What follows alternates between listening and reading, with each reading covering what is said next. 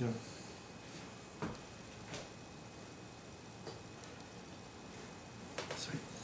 So very interesting question on the topic of Mishpat Shlomo and how we relate, halachically speaking, to children that aren't necessarily your own. Although in the end, the rightful, legitimate mother of the child got him back. It's a very interesting question to ponder, since this concept of adoption may or may not have existed in antiquity.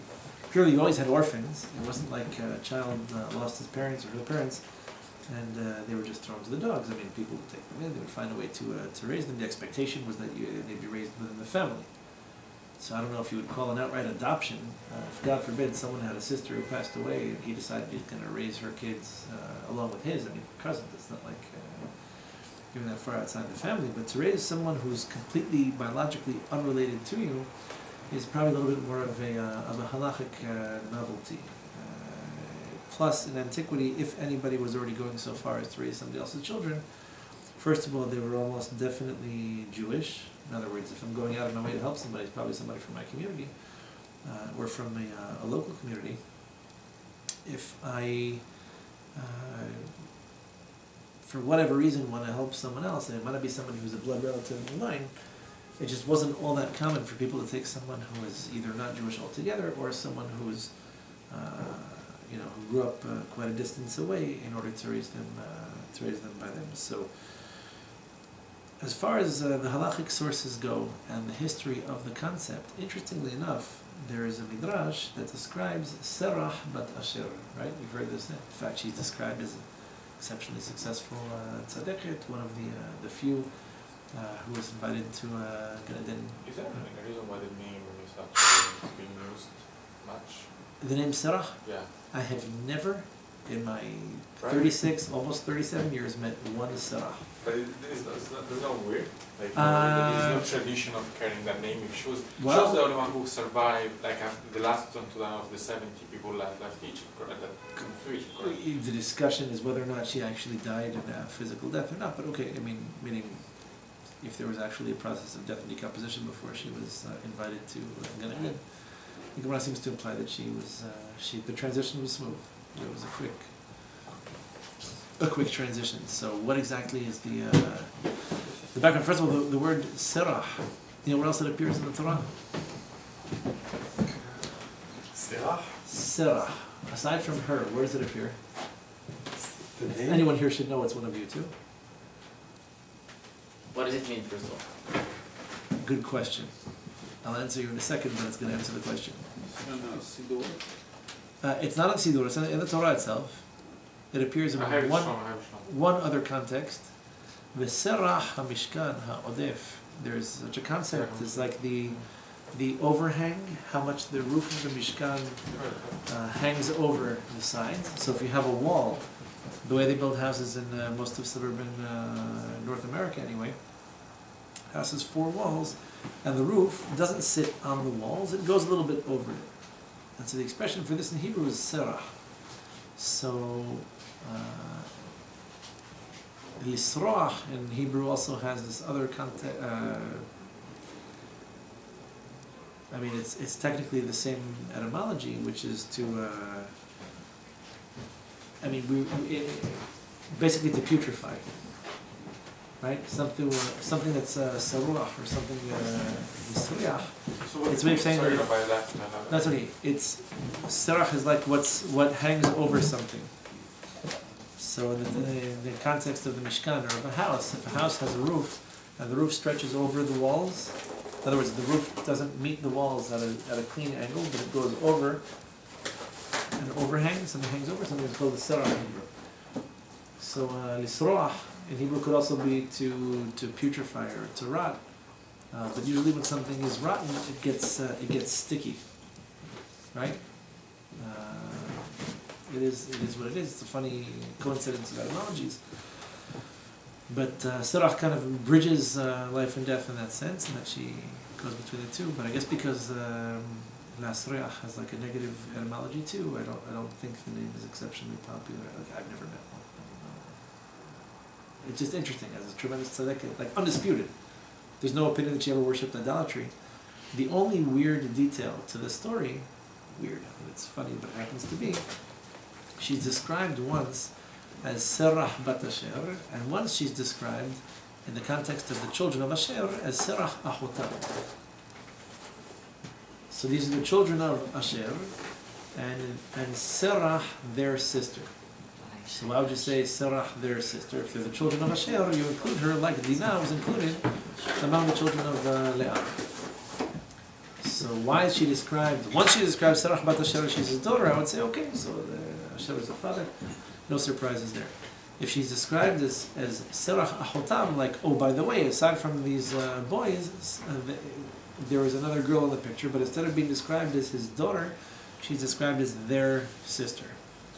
Says the Midrash, why? Because she was adopted. In other words, because he raised her, yeah, that's what it says. Because she was, at least one opinion in the Midrash, and she was not his biological daughter, but rather she was Bat Ishto. So there's a whole discussion in the Gemara, about who the Shvatim married, the 12 tribes. One opinion says that there were other sisters in the family that they married, and that for some reason, although this was done only in prehistory, that it was also permissible in the context of the 12 Shvatim. It's a very interesting opinion. The other opinion holds that's not the case, and that because that opinion is supported by the pasuk that says that when Yaakov thought Yosef was dead, all of his sons and all of his daughters came to comfort him. So if his sons and his daughters came to comfort him, how many daughters did he have? Well, more than one. Well, we know about one, but if they're described in the plural, it implies they're daughters we don't know. The other opinion says no, it could be that sons-in-law and daughters-in-law are considered just like kids, right? Because who doesn't love their mother-in-law just like their own mother? It's a natural feeling. It says daughters came to comfort Yaakov. V'chol banao, v'chol banotav. Yeah. Like in the Torah itself, or the Midrash? Yeah, well, it's the Torah, Okay, black so and white that's the psukim. source. Okay. All of his sons, all of his daughters. Okay. How many daughters did he have? We only know about one. Could be there were more. Fine, fair enough. Third generation, Abdi. Plenty of people have kids they don't know about, so I guess there were kids that just weren't worthy of mention for whatever reason at the time of Yaakov. So there's an opinion that holds that Sarah is described as the sister of her brothers. Why? Because she was a sister to them, but not necessarily a daughter. Genders mixed up.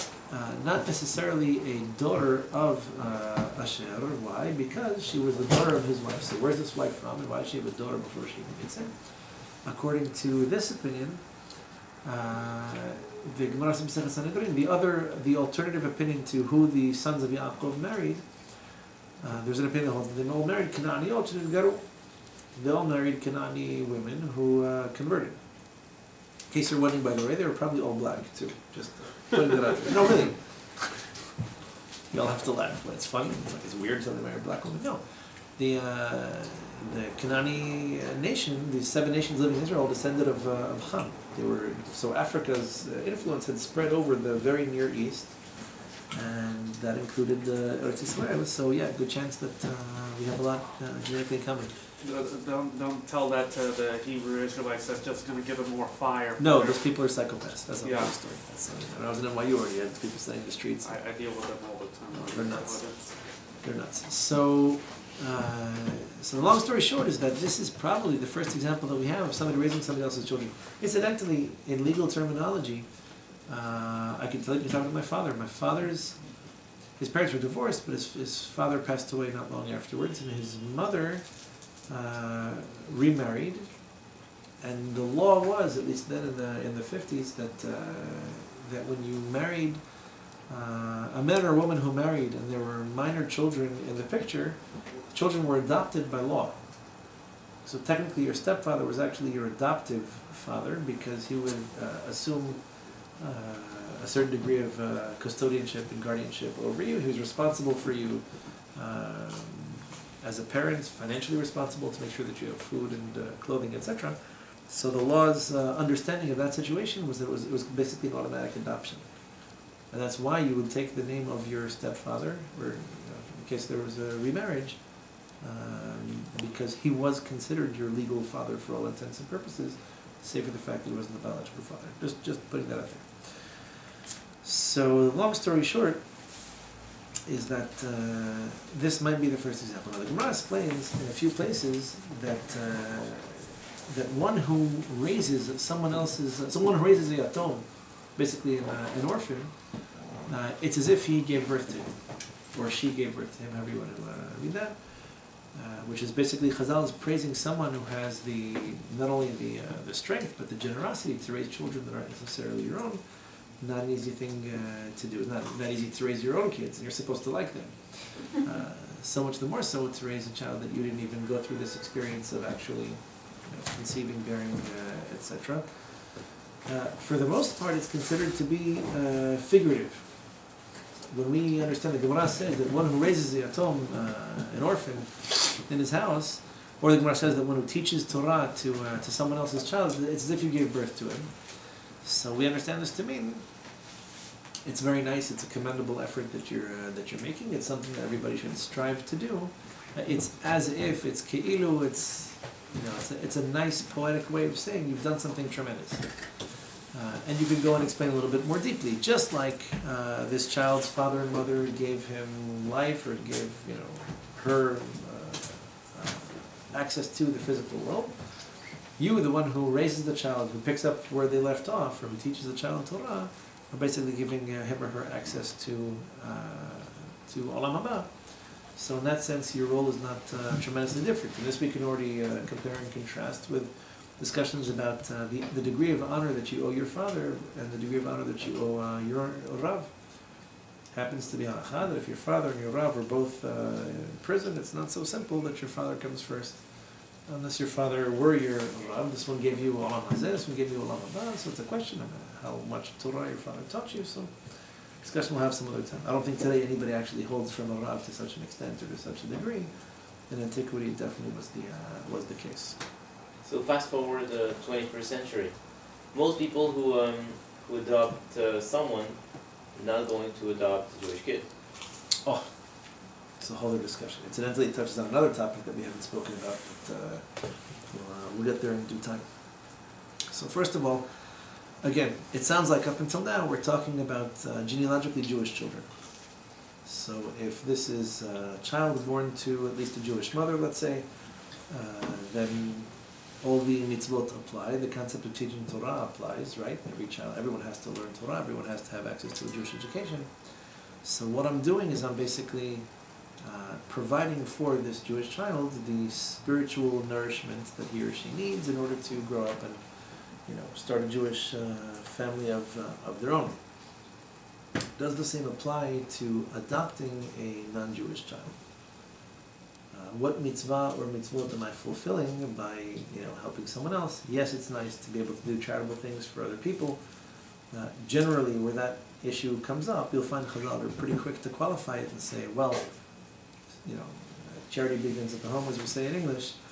The expression in the Gemara is "Aniyecha v'aniyei orecha, aniyecha kodmim." If you have poor people in your family, poor people in the town, like in your community, well, gee, if everybody took care of all the poor people in their family, there wouldn't be any poor people in the community, would there? So, your priorities in tzedakah will always begin with the people who are closest to you. So, assuming the Jewish nation has no orphans, no widows, no divorcees, nobody who needs any help or any support, might sound like a great thing to do, to go ahead and adopt children from another culture, another country. How much you accomplish by this, or how halachically speaking, or spiritually speaking, how we account for this on your spiritual tax return is an interesting question. I mean, do we actually, do we have an interest in proselytizing? Are we interested, in fact, in converting people from other cultures to our religion? Historically, no. You won't find the Jews ever went on a campaign of conversion. In fact, the only mass conversion described in the Tanakh, a little bit of trivia, let me know if you know. The one with David HaMelech, that's correct. Before David HaMelech. David HaMelech made a ruling on them, but it was before his time. The Gibeonites. The Gibeonites? The Givonim, yes.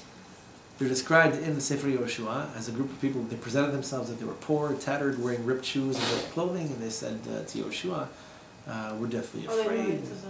They lied to them. It was basically, the whole thing began with treachery. And when Yoshua had already made an oath. He had sworn to them that they're going to be water drawers and lumberjacks for the Mishkan. It was already for some reason he considered it too late to go back on his word, even though it was a Shuvat Shab. I mean, it was a Shuvat Ta'ut or Neder Ta'ut. I mean, he made an oath, but it was based on erroneous information.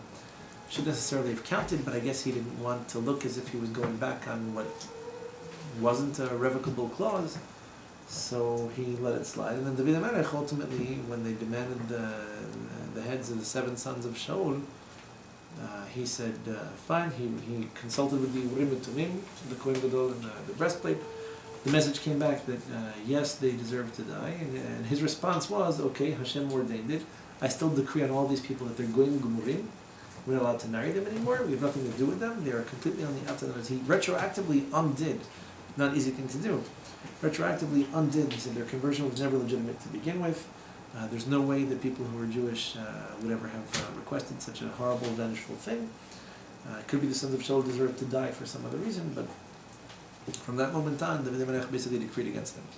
So we never went on a campaign looking for people to convert. The one time a group presented itself, we accepted it and entered into a bad deal that ultimately got upended anyway. Yeah.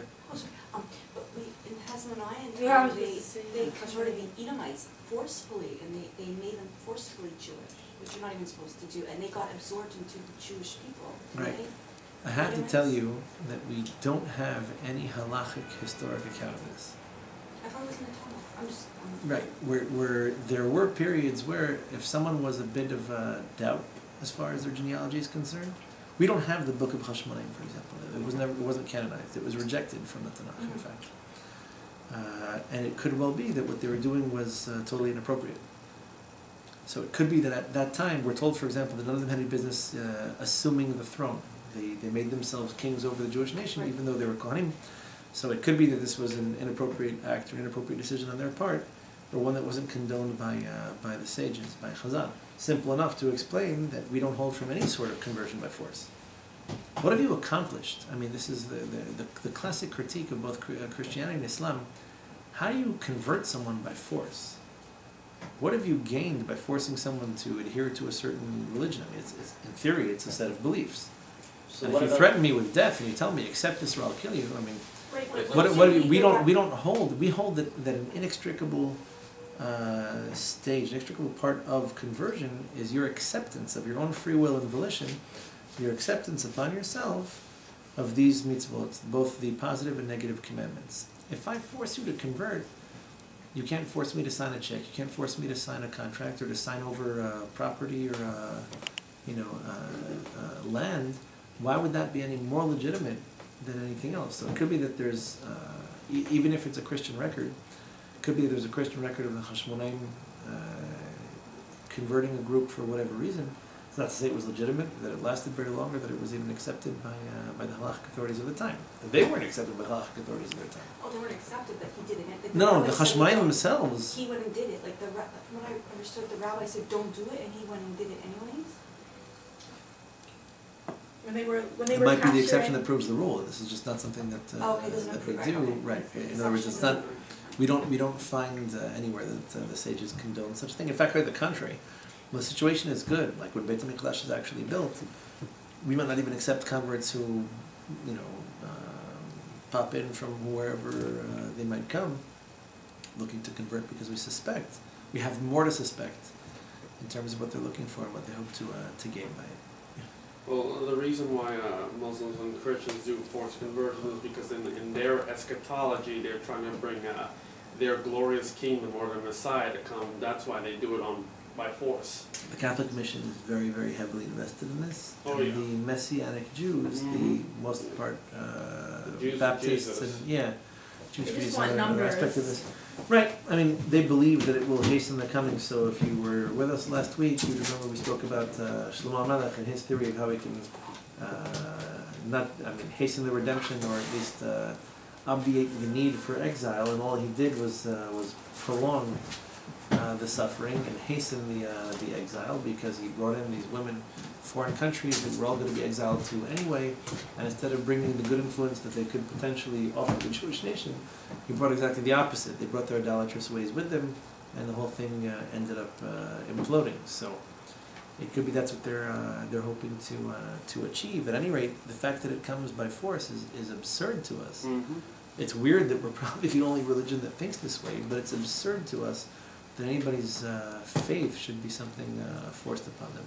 We should discuss at some point how much we should be forcing Jews to do or not to do. Thinking things like your kids or So laws I- in Israel and what we should mandate as far as things being a certain baseline of halakhic acceptability versus giving people free will and the right to do whatever they want. But spiritually speaking, there's a case to be made for the libertarian too. You want to be observant and religious, at least in this stage of the game. How much it is our business to force people into observance, whether or not that actually works or succeeds in making them religious, probably cause them to hate religion more than anything else. Maybe it's not. At the same time, I'm not about to let my kids experiment. My kids want to move to Chelsea or the East Village. I gotta veto that. I mean, maybe we'll talk about it. So. But in truth, if you think about like the Midrash that talks about what happened at Sinai, and then how their Jews was kind of forced to accept, and they, of course, they accepted like what 1,000 years after for Purim, Right. Purim time, but then for that period they were forcing to. It's a very interesting midrash, by the way. So first of all, it's a midrash, right? Okay. And whether or not we take midrashim literally or not is a discussion. Maybe it is a good topic for issue at some point because there are very different opinions about this. Not all midrashim fall into the same category. Yeah, but even if you don't take it literally that it was that the mountain was on top of them, the concept that they were forced, it's not literal. It is the concept underlying the whole midrash is that they were forced. Right. So it's a very, very interesting question. Look, at the end of the day, we have a Mishnah in Masechet Avot that says, Al korchach ata notzar, al korchach ata nolad, al korchach ata chai. Whether or not you like it, you were conceived. Whether or not you like it, you were born. Whether or not you like it, you live. Whether or not you like it, you're going to die. And whether or not you like it, you're going to be giving judgment in front of Hashem. So did I choose to be Jewish? Forget my ancestors. Forget who stood under Har Sinai and why. Did I choose all these obligations and responsibilities and restrictions and limitations? The question itself is an interesting theoretical question. At the end of the day, the fact that I'm here and that I was born into this does imply a certain degree of responsibility. I may not appreciate that from day one. I may never come to appreciate it. I could live and die a secular Jew. But it's not as if we give every single child this totally free choice. And you're always inculcating kids. Even the communist environmentalists, they're all inculcating their kids with something. They all raise their kids to believe a certain set of values is better than others. Except that lots of these supposedly open, liberal-minded places like universities and newspapers don't have much of a tolerance for opinions that aren't their own. That's just because they have a very ferocious belief in their own religion and their own reality, and they're not open to negotiation or discussion with other people. But that's the same thing they accuse religious people of doing, which is also ironic.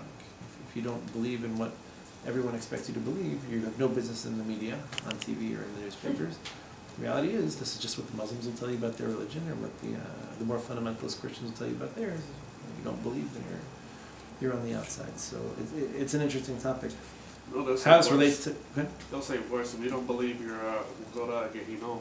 You go to hell. I Yeah. think everybody has some kind of a belief like that. That's mostly Christians and Except Jews, we don't Muslims. believe that if we believe that if you're if you practice the ShaBa mitzvah b'nei Noach, like you can still there's still hope. Well, we've You're not- defined that for you. Yeah, So it's not like you get to make up your own set of But if you don't have to- relative morals. but you still, it's not like if you're just a moral person, you will end up like you. It's not you don't have. It's not It's necessarily. gotta depend how you define morality. Yeah, we define morality, but like also. I could be really nice to my girlfriend or my boyfriend or all my girlfriends or all my boyfriends. No, no, I'm just saying that, but in terms of the way we see it, like if you're a moral if a moral upstanding person, and it's like, there is hope, like it's not like it's only that Jews, have like a chelak l'olam haba, but righteous Gentile, like people that. So what if a Jew helps- tells you, I'd rather hold like the Like- Gentile, I only want 7 mitzvot, it's 613, he's like way over my head, I don't have the time for that. So, Jews? yeah, I mean, we do hold, if you like the Rambam's 13 principles, Yeah. so those aren't exactly optional tenets of the religion. He holds them to be the 13 basic ones, and according to him, any one of them that you missed has repercussions on, one's portion of the world to come.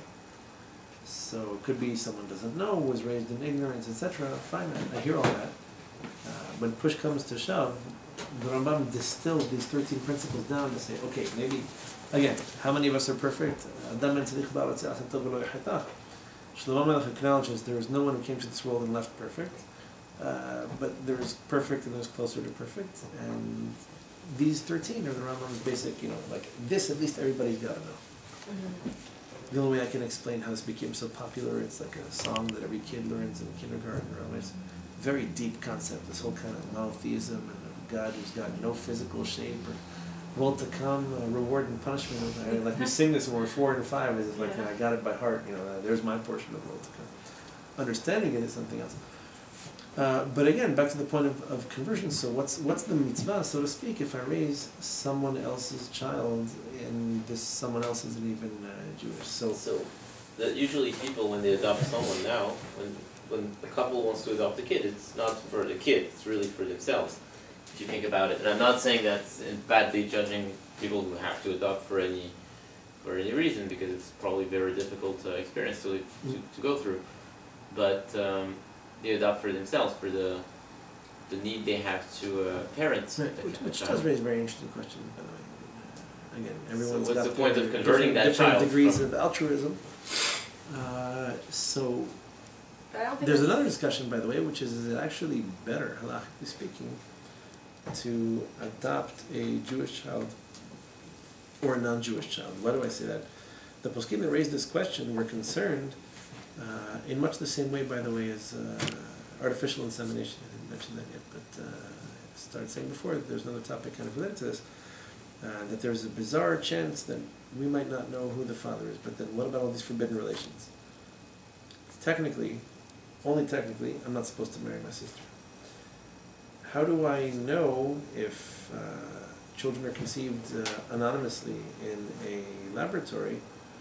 How do I know that this is not my biological brother or the son of my mother or the husband of my sister-in-law? It gets very complicated when you have all these different relationships that you're forbidden to engage in and you don't know who the child's father is. I mean, someone somewhere knows, but it doesn't help me if I'm looking for a shidduch. I'm like, so you know your mother, you don't know your father. Chances are slim, but there are those who went so far as to say probably it's better to adopt a non-Jewish child altogether. You can raise the child Jewish and then give the child an option at the age of 13. It's called the Ger Chatan. How do we hold by converting children who are too young to make decisions for themselves? So you give him a Jewish education until 13, and then he makes a decision. And they get to make a choice. They get to make a choice, right. It might be an awful lot of tuition dollars down the toilet.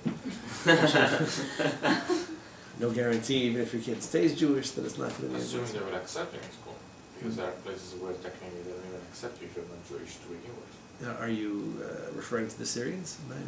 Well, no, but yes. Yeah, so no, but No, yes. yes. No, I was thinking about either. Can you please explain yourself now? Immediately you don't have convert, you don't accept converts. Immediately happened that they abuse of this concept of kibbutz katan. That is not lots of kids. So that everybody was doing it. If you were married or non-Jew, have kid, and they were doing the kibbutz katan. So the wife, the mother wasn't Jewish. They were doing the kibbutz to the kids anymore. Mm-hmm. Anyway, so they abused of him. So at a certain point, the school said, so the community said, okay, the only way for us to fight that is prevent these kids from going to Jewish school. So you have maybe the older child that went to the Jewish school, and the younger one that was born after that legislation passed. So you try to fight something that was wrong with something that is even more wrong? I don't know if that's the case, but then the rabbi put it here. I'm sure the Syrian doesn't accept that. So what would you do? Well, they're all interesting questions. I mean, I can't apologize for, again, in the philosophical sense, the Syrian community. I'll let them defend themselves or attempt to. When it comes to communal decisions, I mean, why the Italians would or wouldn't accept someone. I'm not the chief rabbi of Italy. I don't think I will ever be the chief rabbi of Italy, so I can I could pretty conclusively say that whatever decisions they made were probably based on something between halacha and political pressure from the community.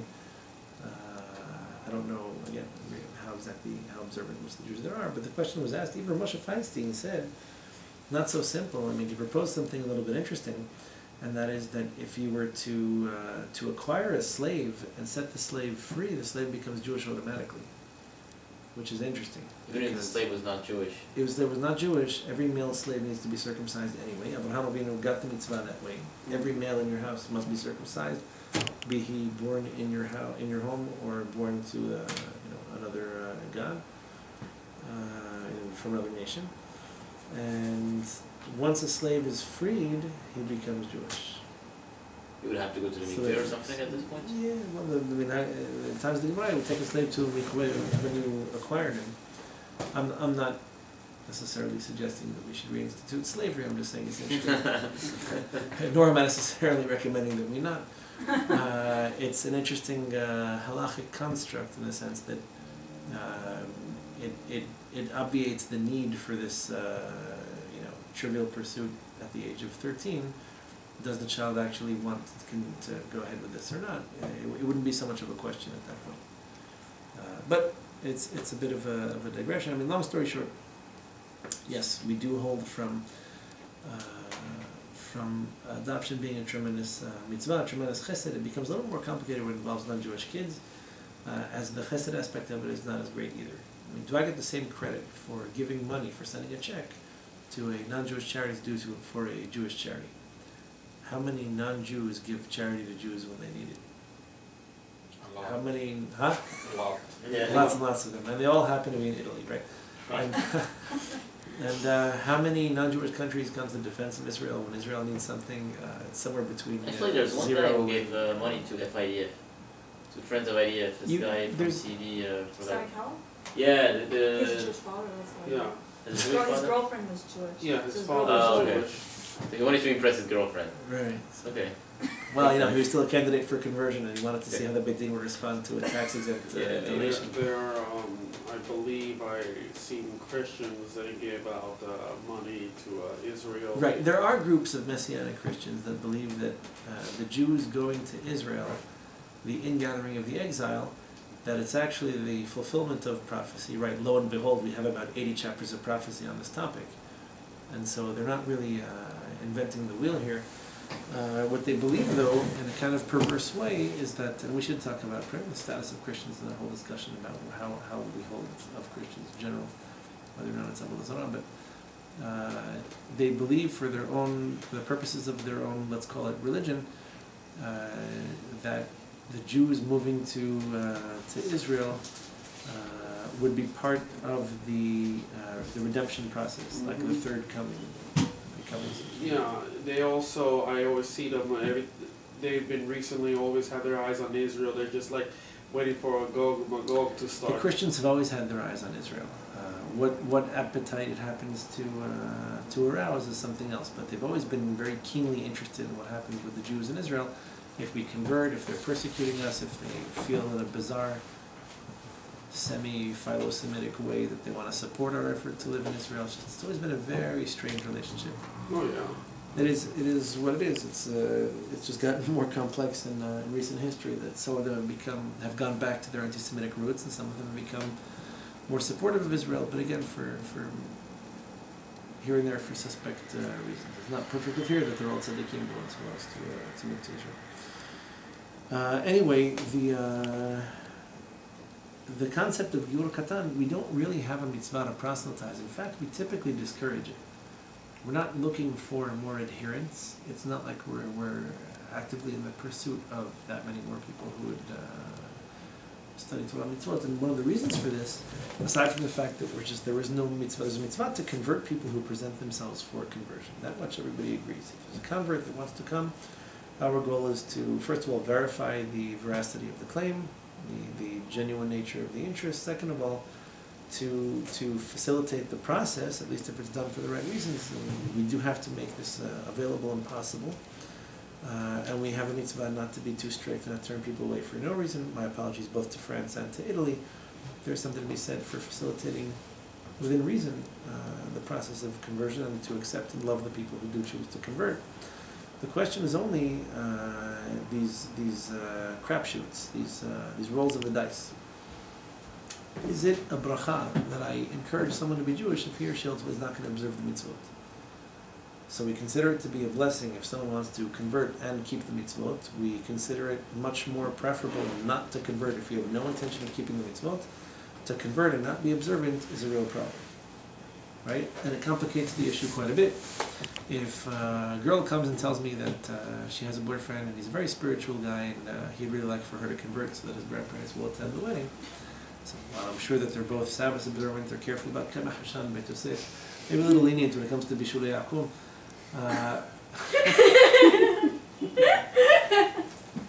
I can't help myself. I got a phone call from a Beit Din a month ago, 4 or 5 weeks ago. Someone calls me from Beit Din, a rabbi that I know, he's a very sweet man. Calls me up and he says to me, I have a question about someone that you know. I said, okay. He says, you know so-and-so? I said, sure, I know. So his girlfriend listed you as a reference in her application to convert. I knew he had a girlfriend, didn't know that she wasn't Jewish. Her application to convert. I said, okay, so that's fine. I know the guy. He's a nice guy. Got his joys and challenges like everybody else, but he's a nice guy. So he starts going over this, that, the other thing. All of a sudden I said to myself, wait a second. Right, I do know, okay, fine, so like putting 2 and 2 together.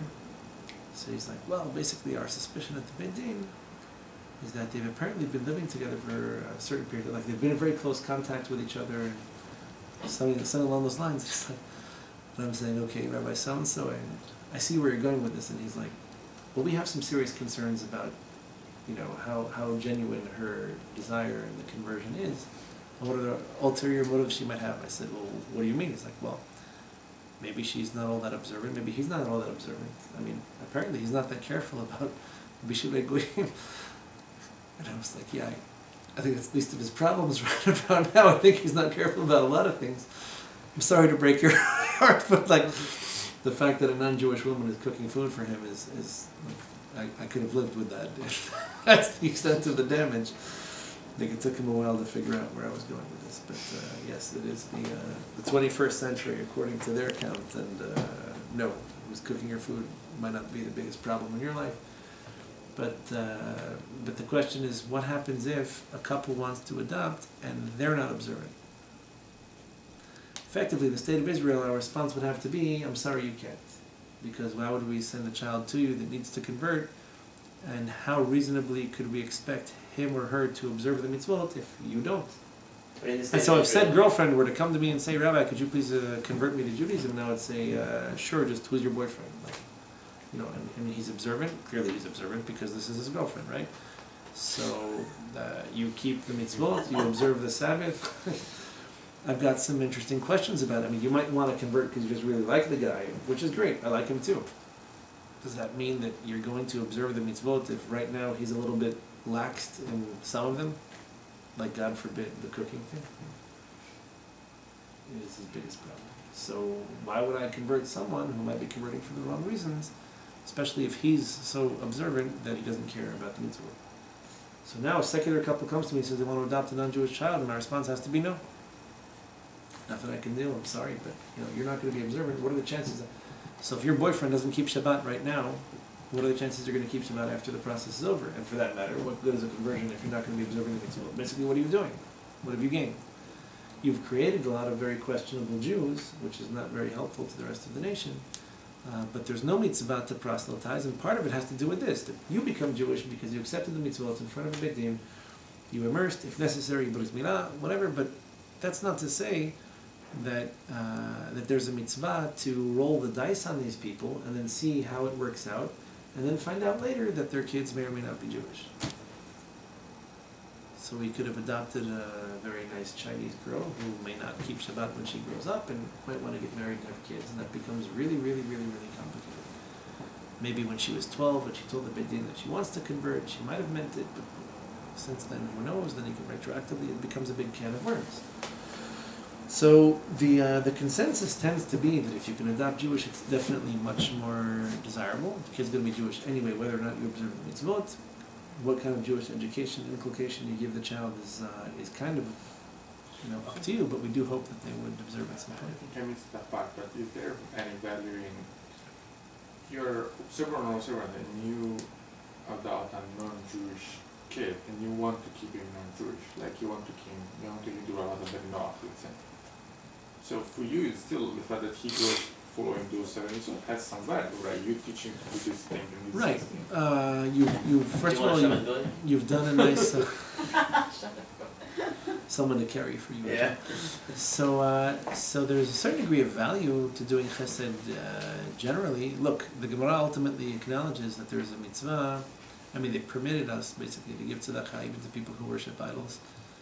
Why? Because it it promotes peaceful relations. It's a nice thing, a bit of kiddush Hashem in it, in the sense that it's a glorification of the name of God. That God's people are generous and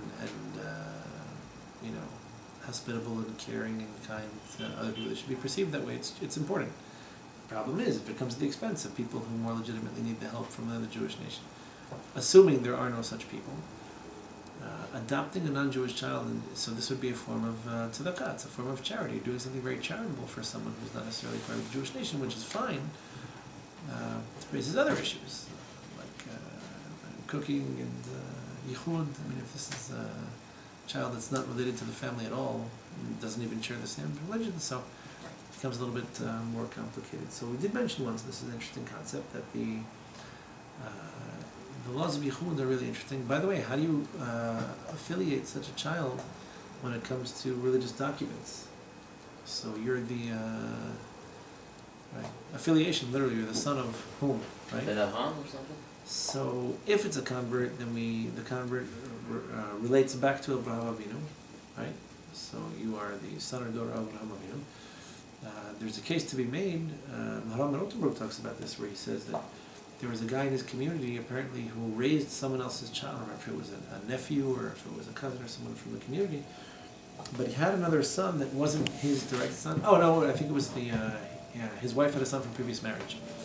And he writes in his will that he leaves as a gift, a certain amount of money to each one of his sons. And the question was, his biological sons were saying, so does this include the stepbrother or not? And his response was, Lishnam ma'alya naqat. He was using a nice way of saying that everyone who considers himself a son of his and everyone who considers him a father of his should be entitled to this inheritance, meaning even if he adopted this stepson of his, even though halachically speaking he wasn't necessarily entitled to a portion because it's not his biological father, nonetheless, the language of the will kind of seemed to include anybody in his household, even if he wasn't necessarily a biological child of his. Which is legitimate. So he raised the child, he feels strongly about him, and he wants him to be part of the family. Why would he have, quote unquote, discriminated against him at this particular time or this particular context? He didn't feel this should be the case. And there were those that went so far as to say, even when you do mitzvot, like you call them for an aliyah, how about a ketubah or a get? Is the get or the ketubah valid if you're writing it as Yosef ben Abraham, or let's say Yosef ben Yitzchak, if Abraham Avinu might be referred to in shorthand as Abraham, so it could be. These documents have halakhic legitimacy, and they're valid even though it's not his biological father going to. So maybe the father people know him to have is the one that he's more associated with, is the one that counts. But at the end, there's a discussion about this. Is it desirable or preferable to take a child that's not Jewish? Moshe Feinstein seemed to hold that it was better to go out. If you could choose to take a non-Jewish child, so you avoid this problem of the yichus, of getting the kid confused, or of creating too many situations in which we don't know if the child is legitimately Jewish. Where are all these forbidden relations, and who knows that something may or may not happen in the future? So today it seems to be pretty much the standard because there just aren't that many Jewish kids up for adoption. Period. It is what it is. Thank God that most families manage to manage things on their own, and if they can't, there's usually someone within the family that can. But the situation isn't as dire as it used to be. Is it some kind of a chesed to raise a non-Jewish child? It's a great thing. I'll tell you a story about this. I don't know if I've told this once before, but during the beginning of the second Intifada, if we're on the third now, who keeps count. But the Arabs, as they are wont to do, were looking to get as many celebrities as they could to speak out against the Jews. So classically, this past summer, for example, they had an interesting campaign where they terrorized people in social media, effectively either claiming that they're pro-Israel or accusing them of being anti-Arab, like anti-Palestinian, and leaving it for them to make a determination. So if I accuse you of being pro-Israel, they accuse Starbucks, for example, being pro-Israel. Starbucks releases a statement, we are in no way pro-Israel or donating or supporting the IDF, which sounds like a bad statement. Really, it just means they don't support anybody. But because the Arabs accuse them of doing something, they're on the defensive and they have to defend themselves, and they know that the Arabs are the ones that are accusing them. So they come out with these statements that sound parv, but the media always spins them in a direction that's consistent with their agenda. So people being pushed and pulled and twisted, etc. So the Arabs had such a campaign in all places. Who would have thought it would happen in France?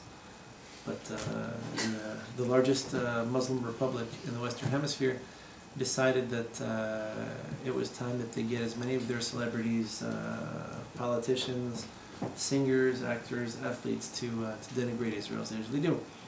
They came across this one Tunisian pilot from Air France who decided very politely that he wasn't going to sign any letters or any protests against the Jewish state. And someone asked him why, and this made like the back pages of one of these lesser read magazines. He said, because I was born on the peninsula of Jerba. And he said his father died when he was 5 or 6. His mother had 3 or 4 other children, basically was overwhelmed, only so much she could do. So he stopped going to school. Instead of going to school, he did what any decent Tunisian would do. He played with chickens all day. So he happened to be living not far from the Jewish Mlah, the Jewish quarter of Jerba. And he said there was a Rav, I didn't get his name, I don't remember what his name was.